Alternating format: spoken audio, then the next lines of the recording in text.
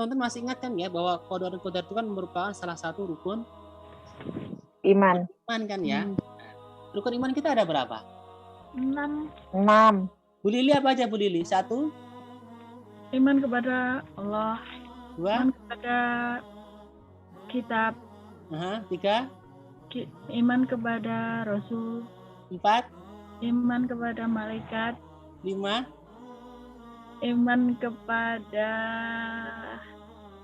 tadi kita Akhir. udah ya. Ayo, Hari akhir. Hari akhir, yang ke-6. qada dan qadar. Ya, jadi iman itu ada 6 ya, tadi bagus. Iman kepada Allah, malaikat, kitab, rasul, qada qadar dan hari akhir. akhir. Jadi Oh, kebalik ya Ustaz. enggak apa-apa. Ya, yang penting kan udah hafal kan. Dan iman kita hafal dan kita yakini akan itu. Ya. Yakin. Ya. Oke. Ini hari ini kita akan membahas itu. Yang berikutnya nih. Yang berikutnya. Yang penjelasannya ada yang pertama adalah iman kepada qada dan qadar itu merupakan salah satu rukun iman yang wajib kita yakini sebagai seorang muslim. Seperti saya tanyakan ke penelitian, ya.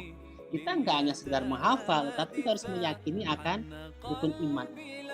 Karena kalau kita nggak mengingkari salah satunya, kita bisa kafir, ya kan? Misalnya nih, aku hanya mau percaya sama Allah dan Rasul, saya hanya percaya sama Allah, malaikat, kitab dan Rasul. Saya nggak mau percaya sama qadar sama di akhir misalnya. Kita kafir. Atau salah satu kita nggak meyakini, kita akan kafir. Ya. Jadi kalau kita percaya sama Allah, Rasulnya, kitabnya, harus percaya sama juga dengan percaya sama Nabi, utusan Allah, percaya dengan Quran, percaya dengan qadar, dan percaya pada hari akhir harus. Oke, yang pertama itu. Jadi, tentu seorang muslim keimanan kepada rukun iman itu adalah sesuatu yang sifatnya mutlak, harus kita yakini.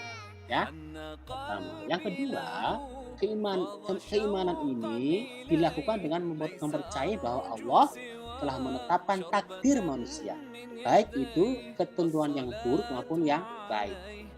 Ya, setelah kita punya keyakinan tadi, iman kepada Allah, iman kepada malaikat, kitab, nabi atau rasul, qadar sama takdir, kita juga harus percaya bahwa Allah itu juga menetapkan ya takdirnya buat manusia, baik itu takdir yang buruk maupun yang baik.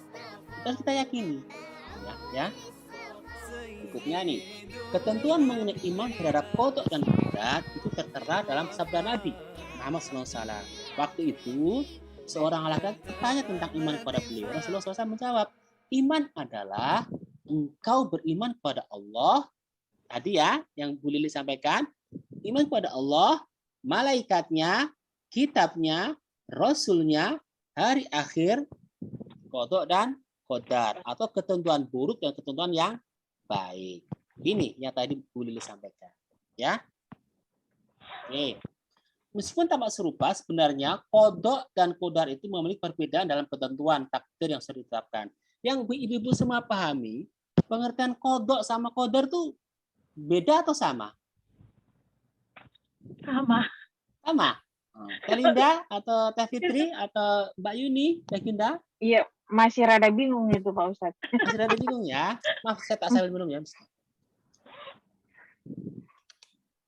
Ya, kalau gitu kita bahas satu ya. Nih, pertama ya ini dipahami.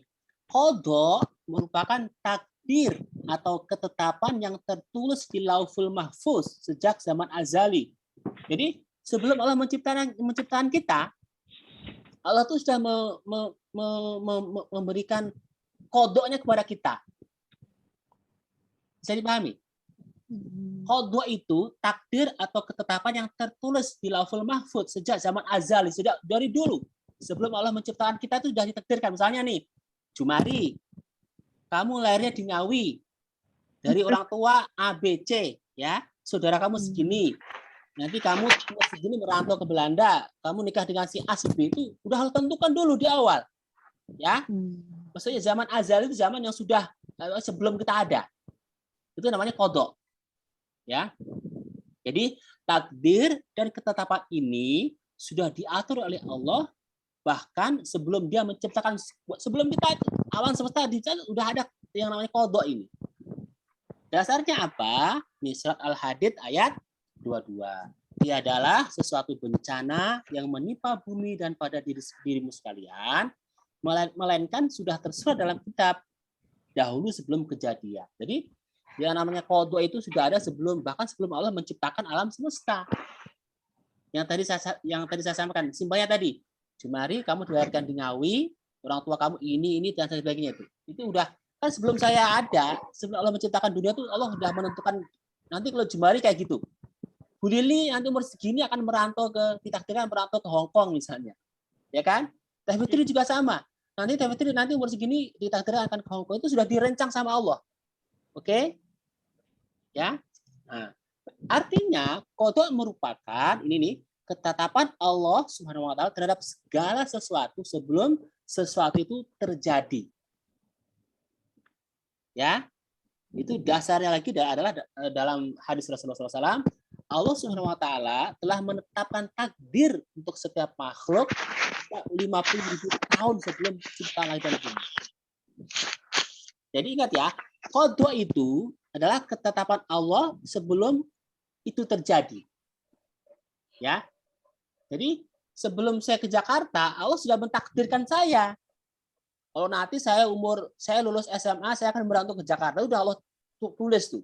Oh, nanti Jumari gini-gini, nanti Bu Lili itu gini-gini. Ya, itu sesuatu yang belum terjadi, disebutnya itu qada. Ya. Oke. Berikutnya adalah qadar. Qadar itu apa? Realisasi dari qada itu sendiri. Artinya adalah ketetapan atau keputusan Allah yang memiliki sifat maha kuasa atas segala ciptaannya, baik merupakan takdir yang baik maupun takdir yang buruk. Ya, jika qada adalah ketetapan yang belum terjadi, qadar adalah terwujudnya ketetapan yang sudah ditentukan sebelumnya. Ya. Nah, sekarang Bu Lili bisa bilang, Allah sudah mengqadarkan, mentakdirkan saya di Hong Kong, karena itu sudah terjadi. Ya kan? Tetapi ketika itu belum terjadi, sifatnya disebut qada. Ya, qada. Bukan qadar. Ya. Misalnya Bu Lili menikah punya anak 4, kan sudah punya kan? Berarti itu adalah takdir, kalau bahasa kita takdirnya Bu Lili punya anak 4 misalnya. Ya. Takdirnya Bu Lili ada di Hong Kong sekarang. Itu disebutnya sesuatu yang sudah terjadi, disebutnya adalah qadar, atau kalau bahasa kita itu takdir. Ya. Tapi kalau qada itu sebelum terjadi. Pada zaman dulu, sebelum Allah menciptakan semuanya, Allah sudah membuat semacam qada. Tetapi kalau itu sudah terjadi, wis takdirku. Karena kadang kita, kok kamu gini nih, ya sudah jadi takdir saya. Sebenarnya dia mau bilang udah jadi qadar saya kan gitu. Ya. Bisa dipahami ya sekarang ya. Kalau qada itu sudah ada dari zaman dulu sebelum Allah menciptakan alam semesta. Tetapi kalau qadar itu sesuatu yang sudah terjadi kepada kita, yang sedang kita jalani atau sedang terjadi sekarang. Jadi yang sudah terjadi atau ongoing itu yang sedang kita jalani ini. Ini kita sedang menjalani takdir bahasanya itu. Ya, bisa dipahami ya. Itu bedanya antara qada dan qadar. Oke, ya. Jadi terus berikutnya nih. Iman kepada qada dan qadar selain dilakukan dalam hati juga terjawantahkan itu terwujudkan dalam perilaku sehari-hari. Contohnya apa? Misalnya, jika seseorang memahami konsep qada dan qadar, maka ia tidak akan pasrah pada takdir, namun terus berikhtiar jika ingin meraih tujuan dan keinginannya. Ini maksudnya apa? Takdir itu bisa diubah. Ya. Takdir itu bisa diubah. Tentunya dengan berdoa kan ya. Ikhtiar dan doa kan gitu. Oke ya. Yang berikutnya ya. Allah tidak akan menyalahi hukumnya. Dia berlaku dengan adil dan sesuai dengan ketetapan yang maha bijaksana. Karena itulah seorang muslim tidak mengeluh dan menyalahkan keadaan yang menimpanya sesulit apapun. Ini penting buat kita. Ingat ya bahwa ketentuan Allah itu kan ada kalanya baik dan tidak baik kan. Dalam pandangan kita loh ya, bukan buruk, ya, baik dan tidak baik. Tetapi di sini kemudian Allah menegaskan bahwa karena Allah sudah punya kehendak semacam itu, seorang muslim tidak boleh kemudian mengeluh dan menyalahkan keadaan yang menimpanya, sulit apapun. Oke. Yang ketiga, tidak boleh sombong jika sudah mencapai suatu prestasi atau pencapaian. Segala hal yang terjadi karena campur tangan dan izin Allah. Tadi ya, ketika Allah menganugerahkan kita apapun itu, ya kita nggak boleh sombong. Ya. Berikutnya, bentuk dari dari iman kepada qadar itu adalah tidak boleh putus asa serta senantiasa berprasangka baik pada Allah. Oke. Yang berikutnya, berusaha menyusun usaha dan strategi khususnya dalam hal pekerjaan sehingga hasilnya efektif dan efisien. Dan yang terakhir,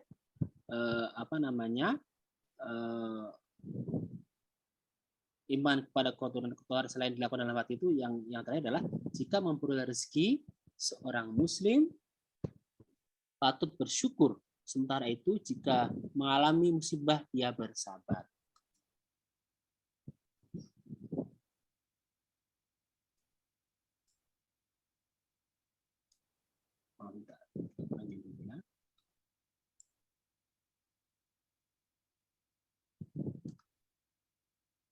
Ya. Sebentar. Tampilannya kurang besar, Pak Ustaz. Kurang besar ya, maaf ya, sebentar. Iya. Ini bisa dibaca nggak? Makanya itu jauh gitu. Tambah kecil ya? Iya, Ini gimana? kecil. Ini gimana? Masih kelihatan jauh. Aduh. Bisa di zoom, bisa di zoom. Nggak penuh gitu. Iya, bisa iya, Oh, nggak bisa, perlu. kita bisa lihat, bisa bikin sendiri kita. Bisa lihat sendiri, di zoom sendiri. Iya, nanti di zoom. Nggak lock, Di nggak. zoom.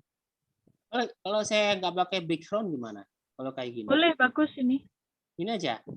Ini bagus deh. Udah bagus. Bagus Udah. ya. Setelah tadi kita perilaku terkait dengan qadar dan qadar, berikutnya adalah hikmah. Beriman kepada qadar dan qadar. Hikmahnya apa sih? Yang pertama, dengan memahami konsep qadar dan qadar yang benar, seorang muslim itu senantiasa optimis, ya, ikhtiar serta tentunya bertawakal kepada Allah. Itu hikmahnya kenapa kok kita harus mengimani, meyakini qadar dan qadar. Kan kita malah pesimis, tapi kita harus optimis. Itu yang pertama.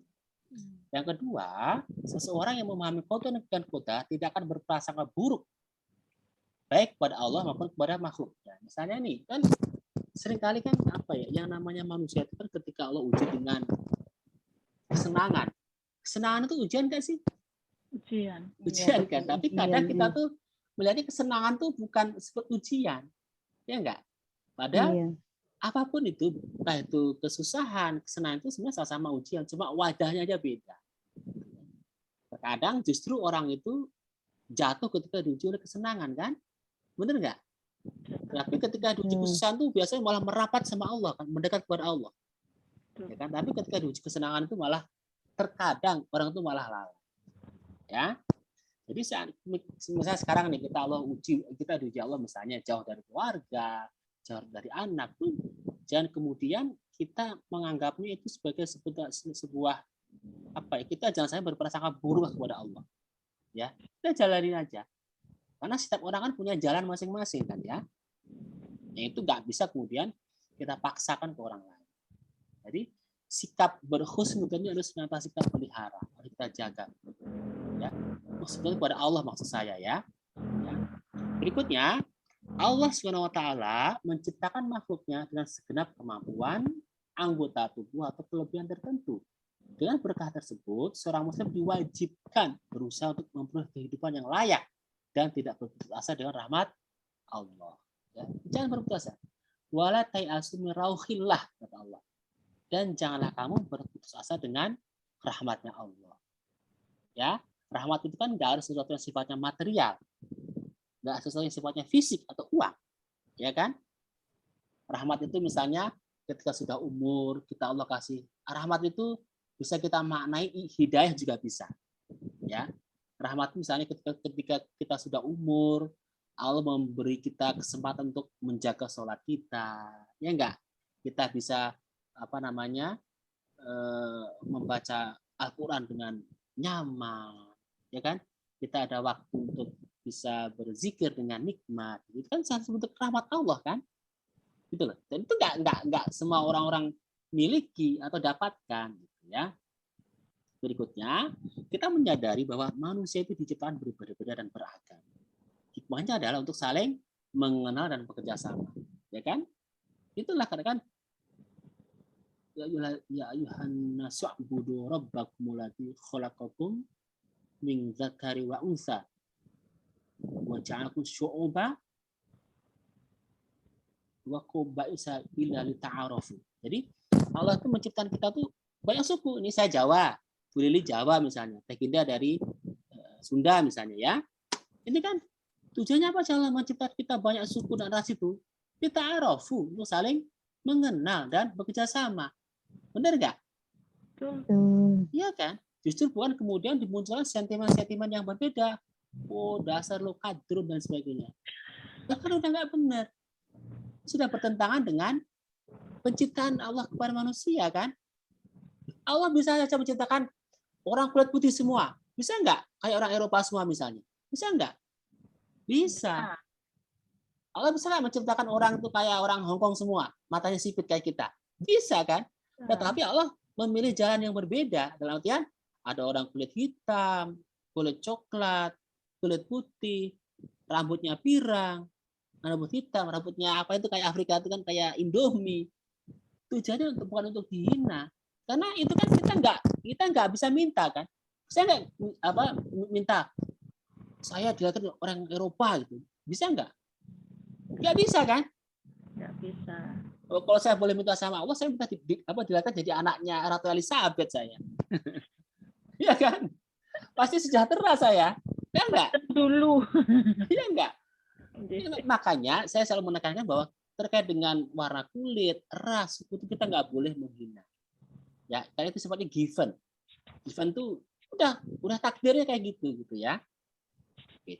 Berikutnya, dengan kotoran kodar, seorang muslim itu sadar bahwa segala sesuatu yang Allah SWT ciptakan itu memiliki tugas masing-masing. Karena itulah, ia tidak patut menyombongkan diri atau merasa rendah diri dari orang lain. Jadi teman-teman, ini yang penting buat kita semua bahwa apapun profesi kita nggak boleh kemudian kita merasa rendah diri. Ya, itu nggak boleh. Ya, itu nggak boleh. Karena memang agama kita nggak mengajarkan untuk rendah diri. Kalau rendah hati boleh, ya. Tapi kalau rendah diri itu tidak boleh. Karena Allah menciptakan kita itu sama kan? Kan bergantung ketakwaan kita kan? Inna akramakum indallahi atqakum, bahwa Allah itu melihat ketakwaan kita bukan karena status kita. Iya kan? Jadi teman-teman yang sekarang merantau, tentu harus bangga dengan status apapun itu. Harus bangga. Ya? Masih ada lagi nggak ya? Yang terakhir ini. Kayak ini yang terakhir ya. Yang hikmah berikutnya terkait dengan kita mengimani kodar itu adalah setiap manusia memiliki kehendak bebas. Kendati sudah ada ketetapannya, namun dia diberi leluasan untuk memilih. Dari pilihannya itulah ia memperoleh balasan, baik itu balasan di dunia maupun akhirat. Ya, meskipun Allah tuh Allah tuh sudah memberikan kodoknya, tapi Allah memberi kebebasan manusia untuk memilih jalan mana yang kamu pilih. Ibaratnya gitu. Kamu memilih jalan takwa, silahkan. Kamu memilih jalan yang selain takwa juga silahkan. Karena nanti semua akan ada balasannya. Ya, kan semacam itu. Oke. Hikmah yang dan saya rasa itu fair ya, itu fair. Jadi Allah itu menyediakan semuanya. Ya untuk orang baik itu orang yang beriman maupun orang non beriman kok. Orang yang beriman maupun yang tidak beriman, itu kan kasih pilihan semuanya. Ya. Berikutnya hikmahnya adalah Allah SWT akan memberikan berkah dan hasil yang maksimal sesuai usaha hambanya jika ia mau berusaha. Ini kan jadi Allah. Ingat ya teman-teman, ini yang sering saya sampaikan ke mahasiswa saya itu, teman-teman, kita itu jangan terjebak yang sesuatu yang sifatnya itu fisik atau materialisme. Ya.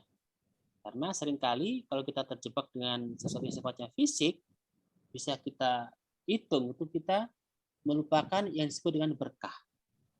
Ya kan? Kita sering melupakan seolah-olah kalau jumlahnya berkah itu pasti akan banyak manfaatnya. Benar nggak? Seolah gaji 100 juta itu akan lebih bermanfaat daripada yang 10 juta misalnya. Kan kita nggak tahu misalnya gaji 100 juta tapi misalnya nih yang sering saya sampaikan ke mahasiswa saya, kamu gaji 100 juta ya, tapi kamu punya anak yang nakal. Ya kan? Istri yang suka belanja, suka pesta, atau jangan-jangan selingkuh, ya enggak? Atau gaji 10 juta tapi anak-anak kita soleh, kita nasihatin nurut, ya, istri juga qanaah, keluarga kita tenang. Ya pengennya 100 juta ya anaknya nurut, istrinya juga solehah kan gitu, ya kan? Maksud saya pengen mencoba untuk ini ya. Seringkali kita tuh terobsesi dengan jumlah. Ya, kita melupakan bahwa berkah ini, karena berkah itu sesuatu yang sifatnya nggak bisa kita wujudkan kan, benar nggak? Berkah itu bisa kita wujudkan nggak? Berbentuk wujud nggak? Enggak, Pak Ustadz. Ya kan? Ini seringkali karena berkah ini nggak berwujud, seringkali kita lupa. Soalnya kalau kita digaji kecil, wah gajinya kecil banget sih, ya enggak? Padahal misalnya dengan gaji segitu bisa kecil, misalnya ya sholat kita terjaga, ya enggak? Kita bisa membaca Quran dengan nikmat, ya, sholatnya khusyuk, ya enggak? Atau Anda digaji besar tapi kemudian waktu sholat aja nggak ada misalnya, ya enggak? Nah, itu yang saya takut. Nah, maksud saya mencoba untuk mengkontraskan ya. Saya mencoba mengkontraskan semacam. Secara manusiawi pasti kita pengen gaji besar dan berkah, ya kan? Oke kan? Itu manusiawi. Tapi ketika kita dihadapkan nih, misalnya nih, Linda, ini kamu mau nggak gaji sebulan 50 juta, tapi kamu istirahatnya cuma sekali, kamu nggak sholat nggak boleh, nggak ketika Ramadan tetap harus kerja full misalnya. Ya. Dengan gaji 10 juta, tetapi kamu waktunya sholat silahkan, kamu mau bebas melaksanakan kewajiban kamu seorang muslim misalnya. Kamu pilih mana? Harusnya ya kita seorang muslim pasti akan milih yang 10 juta aja, insya Allah berkah. Ya. Yang berkah, Pak Ustadz. Nah, ya kan? Ini jadi mindset itu harus coba terus kita. Ini juga buat pengingat buat saya kan ya. Ini buat saya juga. Jadi seringkali kita tuh terpaku dengan jumlah. Wah, kalau jumlahnya besar tuh otomatis bisa mencukupi semuanya. Ya kan? Wah, nah saya gaji besar kita langsung bisa muncul perencanaan beli A, B, C, D, ya kan? Benar nggak? Betul. Ya, itu manusia wajar. Tapi kalau seandainya ketika kita diberi pilihan misalnya gaji si A segini tapi kita bebas menjalankan ibadah dengan gaji si B besar tapi kita nggak ada kebebasan, ya kita harus benar-benar memilih berdasarkan tadi, ya. Oke ya, jadi jangan terpaku dengan nominal. Oke ya, berikutnya mampu membedakan antara jalan yang baik dan yang buruk karena masing-masing memiliki akibat dan konsekuensi. Ini penting buat kita, apalagi kita yang sudah dewasa, ya kita harus sudah bisa membedakan. Oh, ini berkait dengan masalah tadi juga ya, masalah ketika kita dihadapkan pada dua pilihan. Pilihan ini lebih mendekatkan saya kepada Allah atau sebaliknya. Kita sudah orientasi kita tuh nggak hanya materi, boleh, tetapi itu bukan tujuan utama. Bukan alasan utama ketika kita memilih A. Ya, jadi orientasi utama kita adalah dengan bekerja di sini, bagaimana ibadah saya, bagaimana hubungan saya nanti dengan Allah, dengan keluarga saya, dengan teman saya. Kalau makin bagus, saya pilih ini jalan. Gitu loh, teman-teman. Jadi yang menjadi pertimbangan kita tuh gak hanya sesuatu yang sifatnya materi saja. Ya, tetapi ada sisi-sisi akhirat, sisi-sisi ketuhanan yang harus kita jadikan pertimbangan kita. Itu ya, bisa dipahami ya. Dan yang terakhir adalah tidak ada sesuatu yang sia-sia yang Allah ciptakan. Dengan segala kemampuan yang sudah diberikan, manusia sepatutnya memanfaatkan potensi untuk mencapai hal-hal yang diinginkan. Jadi teman-teman, Allah sudah menciptakan kita dengan sebaik-baik bentuk. Seperti itu. Saya lupa ayatnya. Saya lupa. Bahwa Allah itu telah menciptakan kita dengan sebaik-baik bentuk. Apapun, Allah nggak melihat wajah kita. Ya, tapi Allah itu menciptakan manusia itu dengan sempurna dibandingkan makhluk yang lainnya. Ya kan? Malaikat aja kalah kok sama kita. Apalagi iblis ya. Oleh karena itu, dengan semua potensi yang kita miliki harus kita optimalkan. Kalau saya harus kita optimalkan bagaimana bisa menjadi jalan kebaikan kita. Justru jangan sebaliknya. Ya, justru Allah menciptakan kita, membekali kita otak yang cerdas, membekali kita fisik yang kuat, kemudian untuk melakukan hal yang justru bertentangan dengan perintah Allah. Jadi orientasi kita tuh nggak hanya orientasi duniawi, tapi sudah harus berorientasi akhirat. Nah, semacam itu. Jadi kesimpulannya teman-teman semua bahwa keimanan kita kepada qada qadar ini bukan berarti menjadikan kita tuh berpaham jabariyah. Jabariyah itu udahlah segini aja. Dia udah nggak mau lagi berusaha. Gitu. Jadi dia ini takdirku udah terima. Bukan. Keimanan kita kepada qada qadar itu justru menjadikan kita malah maksimal, semangat. Bahwa Allah mentakdirkan saya misalnya ya, mentakdirkan saya seperti ini, ya gimana caranya saya tetap bisa memaksimalkan dengan takdir saya itu. Ya, semacam itu. Dia harus menjadi pegangan buat kita semua. Justru jangan kemudian menjadi lemah. Misalnya gini, teman-teman kan Allah takdirkan tinggal di Hong Kong sekarang kan ya. Justru jangan kemudian kita malah terbuai dengan segala fasilitas keindahan yang ada di Hong Kong. Betul. Ya kan? Ini penting buat kita. Ya, karena memang Barat dengan segala kelebihan dan kekurangan itu memang menawarkan sisi materialisme yang sangat luar biasa. Gemerlap. Apalagi di Eropa misalnya, apapun bisa kita lakukan. Eropa tuh nyaman lah ya.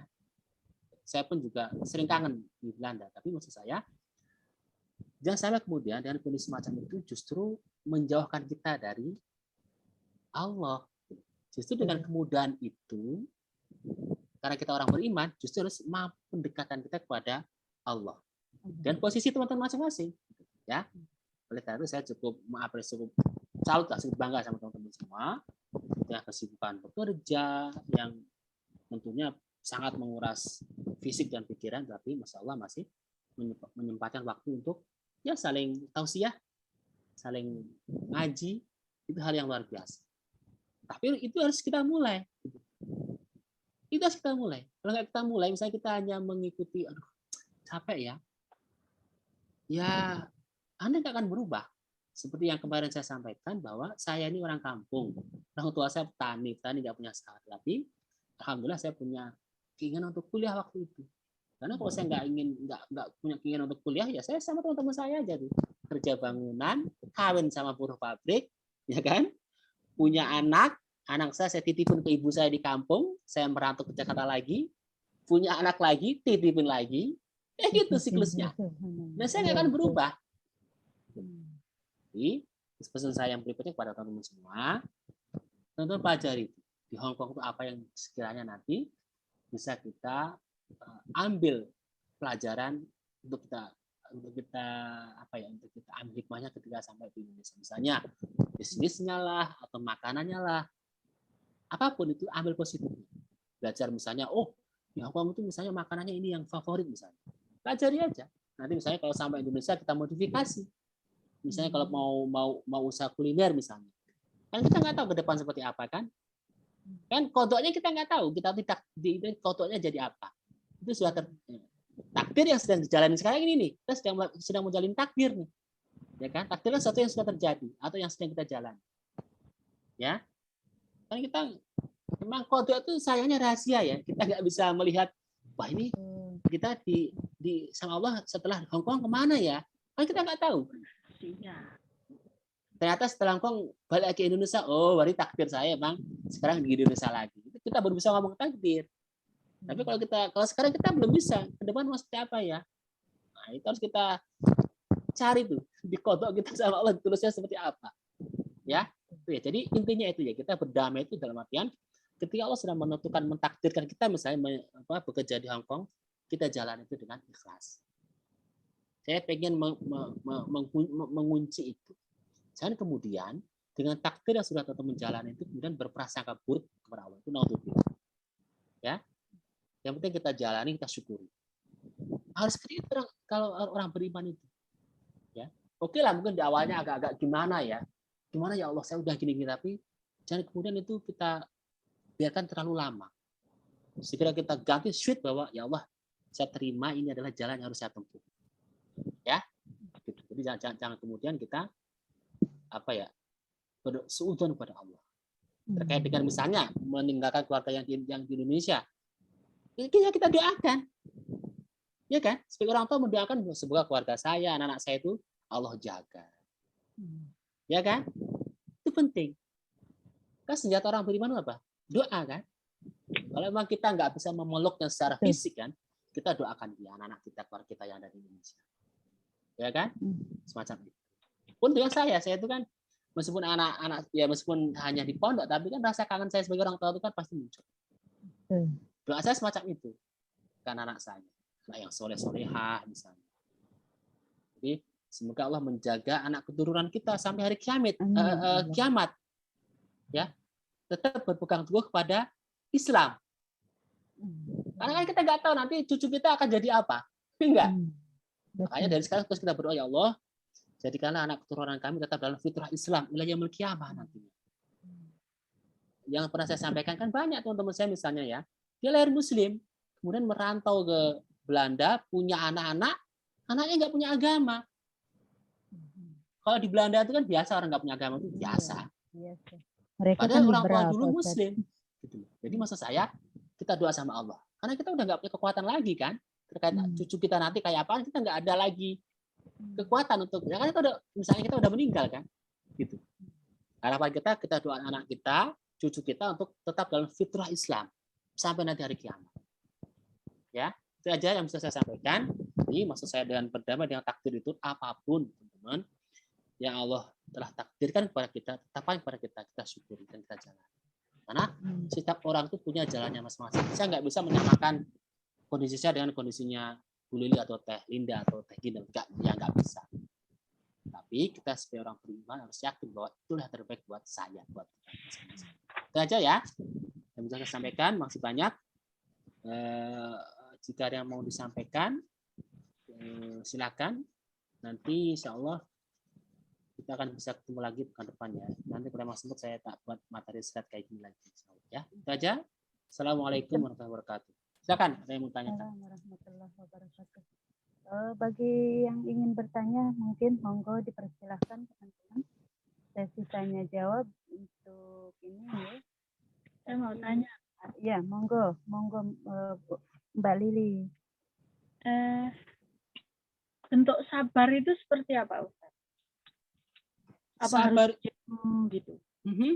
Gimana, Kalau sabar itu apa harus diem gitu? Apa itu? Kalau saya kalau saya bukan membangkang gitu. Maksudnya gini, kalau ada masalah gitu kan, atau ada orang ngomong menuduh saya atau ngomong saya seperti ini, apa aku harus sabar aja, diem aja gitu? Orang sabar kan gitu. Kalau saya kan enggak. Kalau enggak bener, saya langsung luruskan. Itu bentuk kejahatan apa bentuk apa ya? Saya enggak tahu. Maksudnya saya tanya, sabar itu seperti apa gitu, Ustaz? Sabar itu dalam perspektif agama itu kan nggak ada batasnya ya.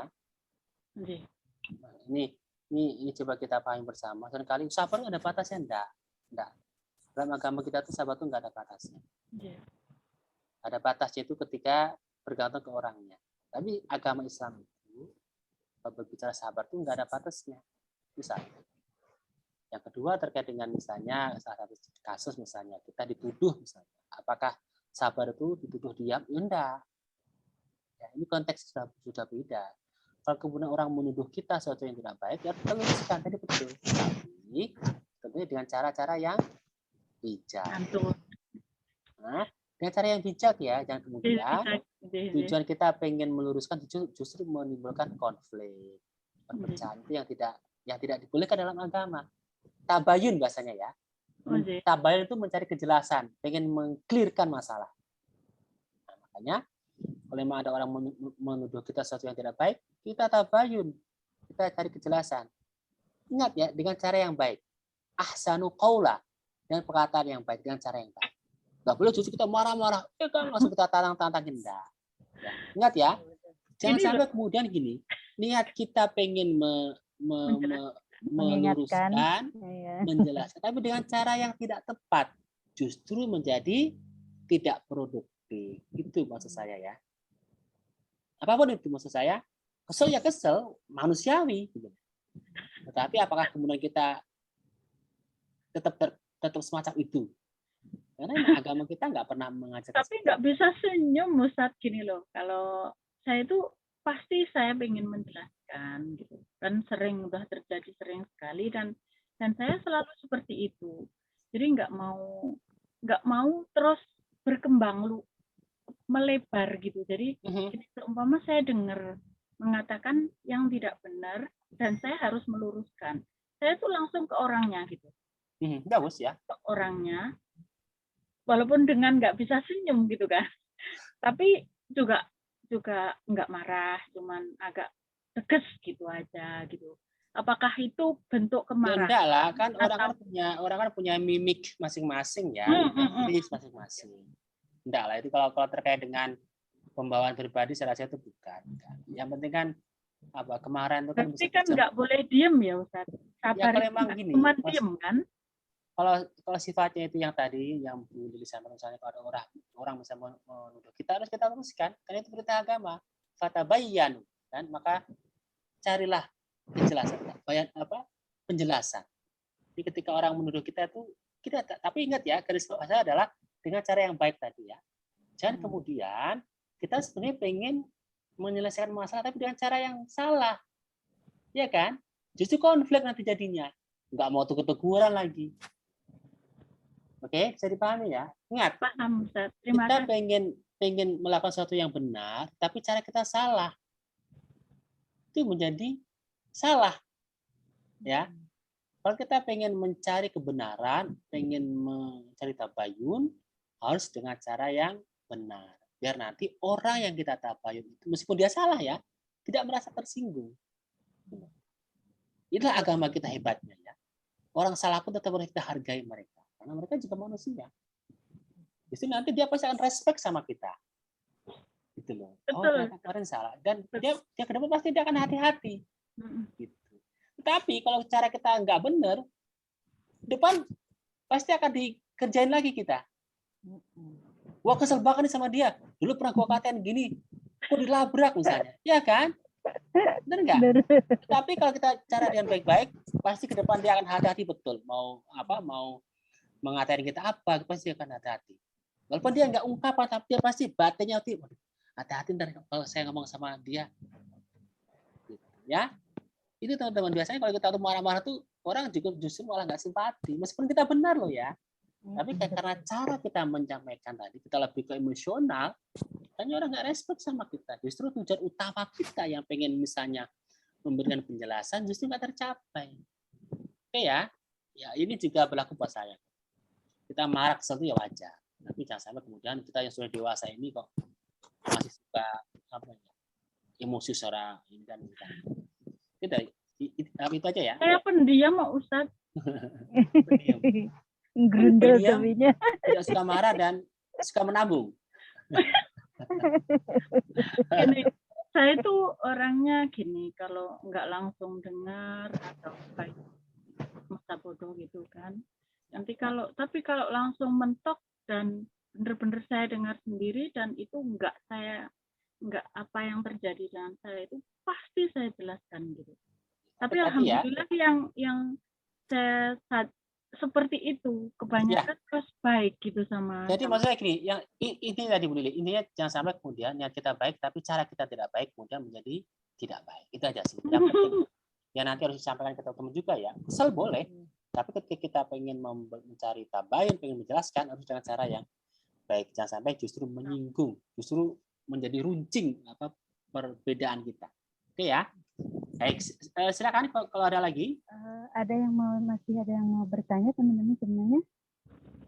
Teh Ginda, Fitri, mana suaranya? Apa sudah pada tidur semua Pak Ustadz? Sudah jam sudah jam 12 mungkin Pak Ustadz, mereka Begitu sudah ya. mau, Baik, enggak apa-apa. iya. Alhamdulillah ya. Kita ini saja kita